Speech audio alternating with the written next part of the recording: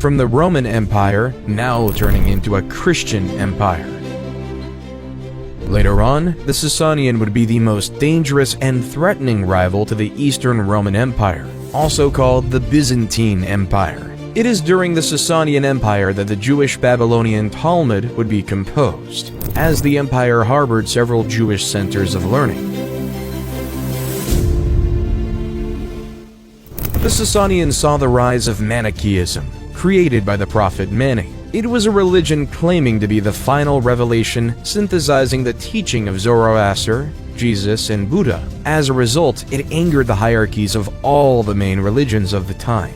Manichaeism would spread quickly, even if repressed by the Sasanian Empire's leadership, but would be ultimately crushed by the various governments in the West, China, and the caliphates, and disappear completely by the 14th century. It would nevertheless be very influential on many Gnostic branches of Christianity like the Cathars. The Sasanian Empire would also be a lot more centralized and urbanized compared to the Parthian culture, more influenced by nomadic lifestyles. The Sasanian Empire would develop relations with the East further than the previous Persian Empire. Since the Bronze Age, trade with India and China had created a prosperous trade network, the Silk Road. It took its name from the invention of silk by the Chinese in the 4th millennium BC, and the beginning of its trade out of China from the time of the Persian Empire. The Sasanian and Chinese would also exchange artists, like musicians and dancers, and they cooperated in defending the Silk Road from the ever-present threat of nomadic pillagers from the center of Eurasia. They would also take over the trade with the Indian Ocean, kicking out the Romans from it. The Sasanian Empire is often described as the height of classical Persian culture, and a lot of their philosophy, architecture style, literature, and engineering would later be considered Muslim by foreigners, as the Sasanian style would be exported to the whole Muslim world. They might have even invented the very first electric battery, the so-called Baghdad battery. It was a pod with a metal component inside, able to generate electricity, similar to a AAA battery, and we have no idea what it was used for. Just when Muhammad was preaching Islam and federating the Arab tribes, the Sasanian and Byzantine empires had been fighting a multi-decade war of attrition against one another. A plague, known as the Plague of Shiro, also caused a lot of damage in 627 BC. Invasions by Turkish tribes reduced the military capacity of the Sasanian Empire as well. The weakening of the state for the wars had an especially dramatic effect on the Sasanian Empire. When the Sasanian king Khosrau II was killed by his rival, a civil war erupted, with up to 10 people claiming the throne. The civil war lasted 4 to 5 years, from 628 to 632 AD. Just when the civil war had ended, the Arab Muslims attacked and invaded Mesopotamia. It was repelled, but then a second attack in 636 AD took from the Sasanian control of all of the land west of modern-day Iran. In 642 AD, another attack started, and the empire would fall less than 10 years later. The Persians would rebel and attack Arab governors and garrisons, but ultimately their resistance would be crushed by reinforcements from the Arabic Peninsula. The conqueror would burn Zoroastrian sacred texts and force conversion on the local population. Many would flee and form the ancestors of the current-day Zoroastrian communities in India and elsewhere in Asia. Non-Muslims would have to pay a heavy tax called the jizya and could be enslaved. Nevertheless, it would take until the late Middle Age for Islam to become the dominant religion in Iran. This conquest of Persia by Arab Muslims was almost replicated against the Byzantine Empire at the same time. The resulting Rashidun Caliphate would control all of the Middle East, including Iran, Egypt, Libya, Syria, and Mesopotamia, as well as parts of Central Asia. The relationship between Persia and Islam is complex. On one hand, Islam has been an imposed religion on the Persians, who resisted mass conversion for centuries. On the other hand, Persian culture has heavily influenced Islam itself. This is especially true for the branch of Islam that spread in Asia, including the Turks that would go on to form the mighty Ottoman Empire. It's fair to say that Islam has changed Persia, but also has not destroyed the uniqueness of the Persian civilization, no more than the invasion by Iranian people destroyed Elamite influence, or the Greek and Parthian conquests did eradicate the Persian culture.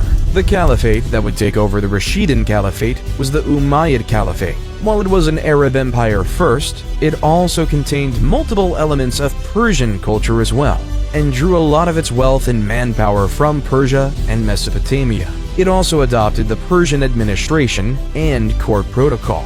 The Umayyad Caliphate stretched at its peak in 750 AD from Central Asia to the Pyrenees Mountains in the north of modern-day Spain.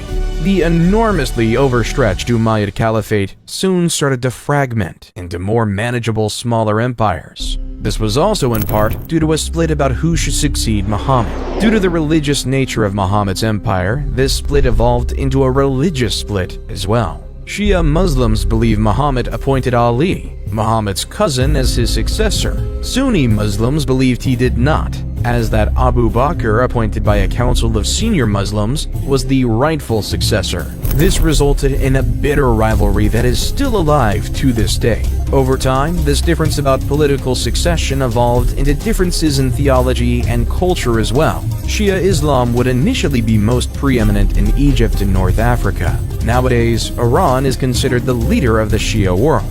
It is often opposing the rest of the Muslim world in majority Sunni.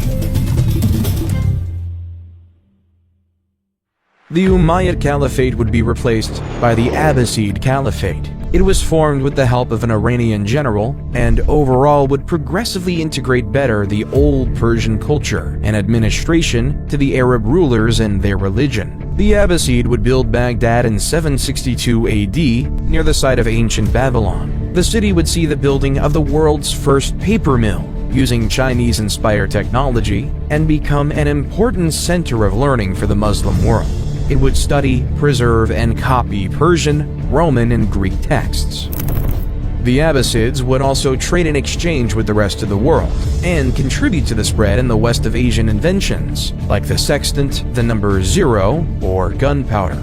The Abbasid Empire would struggle to maintain a grasp on a very large empire, and progressively lose control over the most distant parts. Morocco in the 830s, Egypt in the 870s, and North Africa in the 920s. From 945 to the 13th century, the area would become controlled by the Seljuk Turks, coming from the Eurasian steppes. Like the multitude of Iranian tribes before them, once again, the pattern of nomads replacing a declining dynasty still hold true. Even if Seljuks ruled, the Abbasids stay nominally in control of the empire. In practice, the Seljuks would control the state and the army, but the Iranian would control the administration. The Abbasid Empire is generally considered as having been the engine behind the Islamic Golden Age. It was a period of scientific development, building on previous knowledge from the Egyptian, Persian, Greek, and Roman, and on the exchange of ideas with all the cultures of Eurasia, from Western Europe to India and China. This led to considerable progress in various fields, like medicine, philosophy, astronomy, chemistry, geometry, physics, especially optics, and calculus, with the invention of algebra. A lot of the progress done in that time was also due to the work of minorities, like Zoroastrians, Christians, and Jews. Excluded from political power, they could still use their talents as doctors, scientists, and engineers. The Abbasids were also responsible for the production of some of the more well-known Muslim literature, like the 1001 Nights' Tales, likely at first a translation in Arabic of Persian texts, with origin in Indian literature.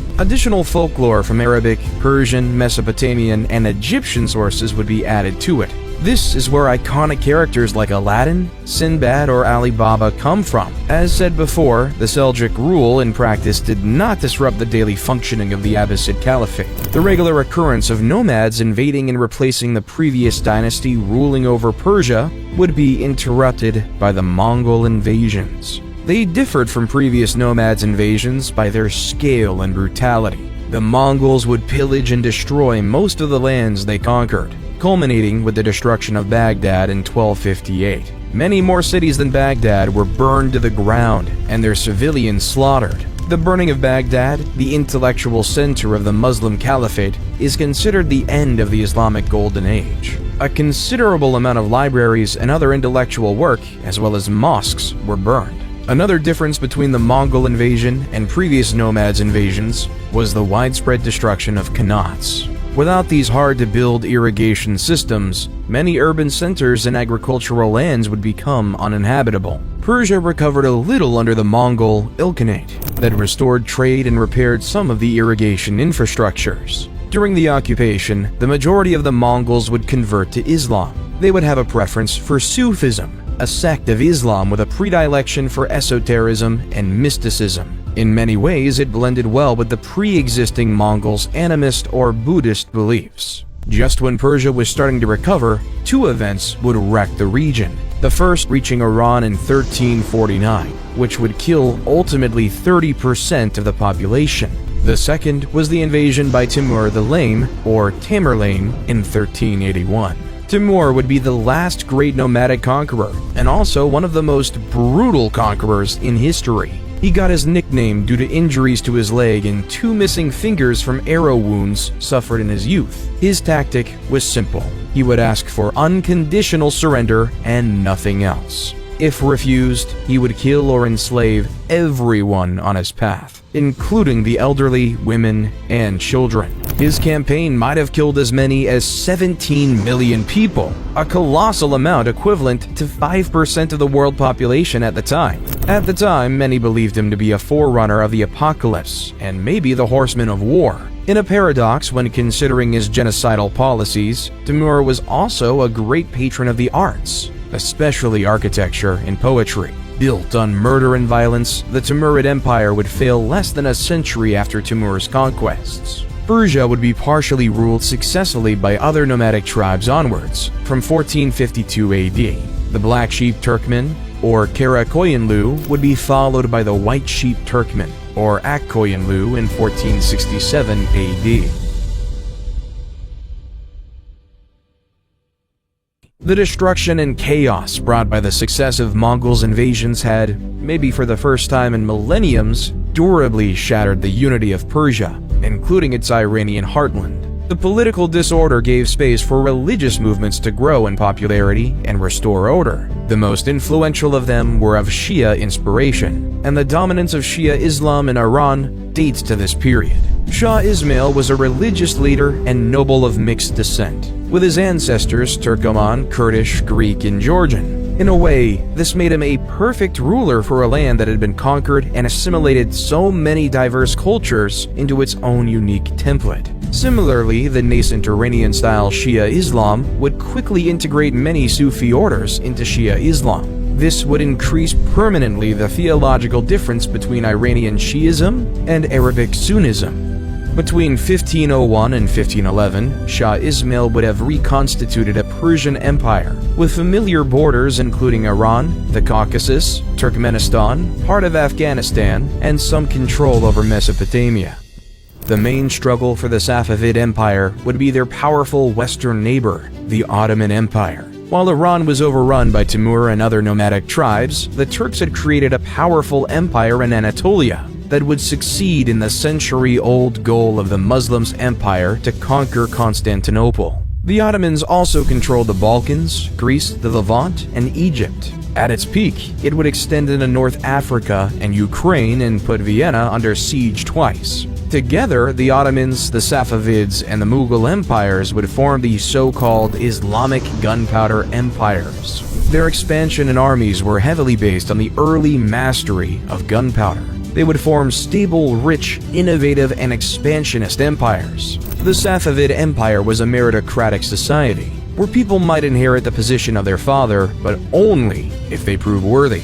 The Safavids would have relatively friendly relations with the Mughals, as they were separated by the harsh mountains of Afghanistan and Pakistan. On the opposite, the Safavid and Ottomans would regularly clash over the control of Mesopotamia, the Caucasus, and East Anatolia. This rivalry with the Ottomans contributed to friendly relations with European powers. The Safavids, under Shah Abbas I the Great, would trade with the Dutch East India Company, and even establish an alliance with the Austrian Habsburgs. Abbas took back from the Ottomans Baghdad, eastern Anatolia, and Georgia by 1618. This military success had been made possible due to the modernization of the army, following the model of the British Army and under the instructions of Sir Robert Shirley. The relationship with England was well established, and it was with help from the British Royal Navy that Shah would kick out the Portuguese from Bahrain and Hormuz. Europe would also import from Persia the famous Persian carpets, silk, and other textiles.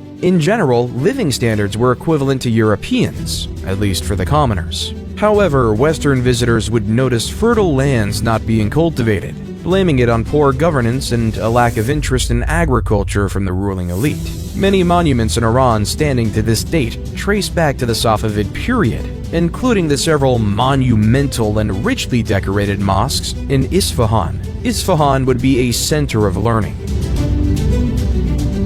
But by the mid-17th century, Islamic culture had started to stagnate. The emphasis on respecting older knowledge had turned into a reluctance to innovate or challenge previous assumptions. This would in turn put the country at a disadvantage to Europe, which had started to adopt the scientific method. Successors of Abbas I would prove a lot less competent and are remembered in history as more interested in wine and women than ruling their empire. This gave the neighboring powers increased ambitions, including Russia, which had now been a growing power for 2 centuries and actively expanding to the east and south. The Russian Empire under Peter the Great would conquer Iran's Caucasian territories in 1723. The regions of Afghanistan and Pakistan would also rebel against their Persian masters. Meanwhile, the Ottomans would also carve out a part of the Iranian territory. The Treaty of Constantinople in 1724 would briefly split Iranian territory between the Russians and the Ottomans. By 1735, most of these territories would be returned to Iran after a rebellion and a new Iran-Ottoman war. The man behind the restoration of an independent Iran in 1735, Nader Shah, would then attack India and pillage Delhi using the stolen riches to finance the reconquest of land long lost to the Ottomans. Over time, he would turn into a paranoid and cruel ruler. When he was assassinated in 1747, Persia controlled again the Caucasus, Mesopotamia, and parts of Anatolia. What followed was a long period of anarchy and civil war.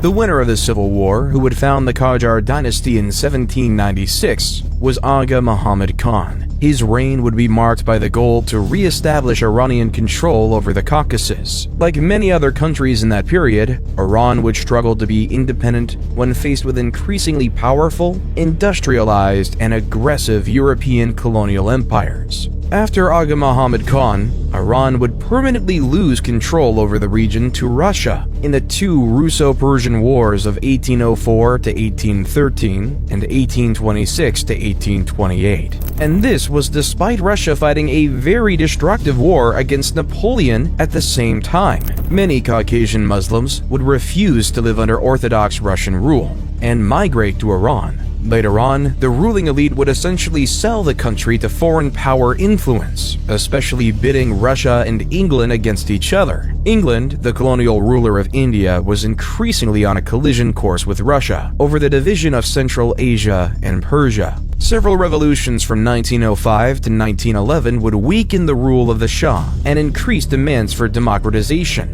This would turn the old aristocratic Persia into the Iranian modern state, but also leave open to foreign domination. In 1907, the Anglo-Russia Convention would divide Iran into 2 zones of influence. The blatant disregard for the locals' opinion on the matter illustrates the loss of autonomy of Persia by that period. Foreign powers controlled the various factions, fighting for control of the country. The discovery of oil in 1908 contributed to increasing corruption and did little to help modernize and develop the country. In 1921, the UK would be struggling against the Soviet Union for control over Iran and its strategically important oil reserve. For the Soviets, access to the Indian Ocean and the ability to threaten English colonies in the Middle East and India was equally strategically important. With support from the British, Reza Khan would take power and establish the Pahlavi dynasty, which would rule until the 1979 revolution. Reza Khan would establish an authoritarian, nationalist, and militaristic government with a doctrine of secularism and anti-communism. Still, the company modernizes quickly. The authoritarian nature of the regime also made it prone to corruption and oppression. The secularism of the Shah's regime was resented by a devout population in majority Muslim. The tentative to westernized was also poorly accepted, including changes in clothing style, women's liberation, and many socio-economic reforms. During World War II, the Iranian government was initially tempted to side with the Germans. In response, the Soviet and English forces invaded the country. It would be a major transportation road for supplying the Soviet Union with American-made military equipment under the Lend-Lease Agreement. The post-war period would be marked by instability with the unresolved question of the relationship with Western powers. The new Shah, Mohammad Reza, initially ruled in a way that could have prefigured the country, turning it into a constitutional monarchy, akin to the UK or modern Spain. The relationship between the Shah and the democratically elected Prime Minister Mohammad Mossadegh would turn sour when the Prime Minister nationalized the British-controlled oil industry. Mossadegh was removed from power in 1952. Before being restored under popular pressure, he would be permanently removed from power in 1953 due to a USA and UK-sponsored coup. From 1953 to 1973, Iran's oil resources would be managed by Western companies. In 1973, in the midst of the 70s oil shock, the Shah would take back control of Iranian oil and use the money to modernize and build a more powerful army. In 1979, the country would be taken over by the Islamic Revolution, transforming the country into the Islamic Republic it is today. Communist activists that contributed to the success of the revolution would be quickly purged, resulting in poor relations between Islamic Iran and atheist communist Soviets. Iran would cut all relations with the West, with the Iran hostage crisis a focal point. 1 year later, Saddam Hussein hoped to profit from the disorder in Iran to expand Iraq's territories, especially in oil-rich areas. Iraq was supported by the USA, the USSR, France, the UK, Egypt, and the Arab countries. Currently, Iran is under sanctions from the West for its nuclear program. Regionally, it's exerting influence over traditional Persian space like Iraq, Syria, and Lebanon, but also Yemen. It's also improving its relations with China and Russia and is joining China-led international organizations like the BRICS and the Shanghai Cooperation Organization. The Persian Empire today is known for being one of the most dominant and powerful empires throughout the course of history. Over thousands of years, the Persians have made numerous integral contributions to the world, from industry to culture.